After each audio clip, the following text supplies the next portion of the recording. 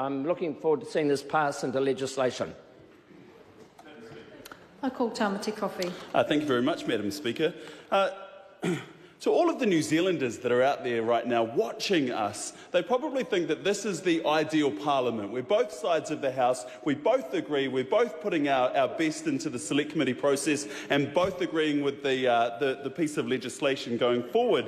And that's exactly what the case is right here. I'm happy to be standing here, the third reading now, for the Friendly Societies and Credit Union Amendment Bill. This here is a triumph for the member, as has so aptly been talked about this afternoon. Thank you, Stuart Smith, my colleague, for putting this through. It's also a triumph for our Select Committee, Finance and Expenditure, to which I also want to acknowledge the work of Duncan Webb, one of my colleagues, who did a pretty stunning job in terms of carrying the load on this one with his detailed analysis of the bill and his contribution into that too. But this is also a triumph for democracy. This is how it works, right? We actually listen to our communities. They put forward suggestions. We come up with a piece of legislation. We invite submissions. We go through the Select Committee process, and we get to this point where we're able to put forward a pretty solid piece of legislation and as a contribution into the law books. So it's a great piece of legislation. This government supports the bill. The opposition supports the bill. This is something that when the submissions were taking, what was that? And opposition.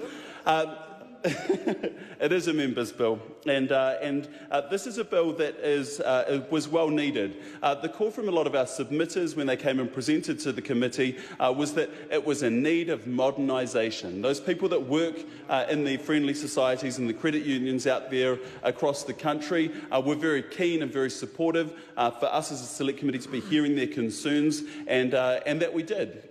We sat there through many submissions. We had 20 written submissions, 24 that actually presented.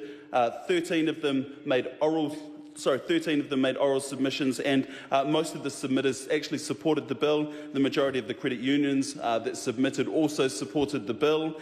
So it was pretty good. I just want to take this opportunity to talk about the SOP that was submitted in the name of one of my colleagues, David Seymour.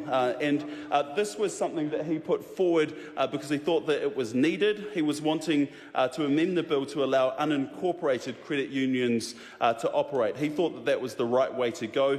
He claimed that the cost of incorporation was going to be a crippling factor to some credit unions. And, well, during the Select Committee process, we actually canvassed some of the other members who actually disagreed with his point of view too. So his amendments were not agreed to. He was outvoted, just like his dancing career was earlier this week. Order. That's but I digress. Apologies, Madam Speaker. Let's drill down into some of the nuts and bolts of this particular piece of legislation. This bill is going to allow friendly societies to offer securities to their members, which would allow them to raise additional funds to meet their minimum capital requirements. This bill is also going to put in provision for the incorporation of credit unions. It's going to create requirements for credit unions to retain their mutuality. And I can't say this enough. This is something that a lot of our submitters were very passionate about, making sure that credit unions retain their ability, their mutuality. It was very important to them. For a lot of these organisations, that's where the whole credit union movement started, was based on this idea of mutuality. And they were very keen to ensure that any future incarnation of the legislation retained that mutuality. Also making sure that we had the ability for High Court powers to be able to do their thing if there was any kind of any organisation that was acting contrary to the Act or its rules. One of the biggest parts, which I was most excited about too, was the credit union. The credit unions were submitting, saying that they really wanted to make loans to enterprises related to their members.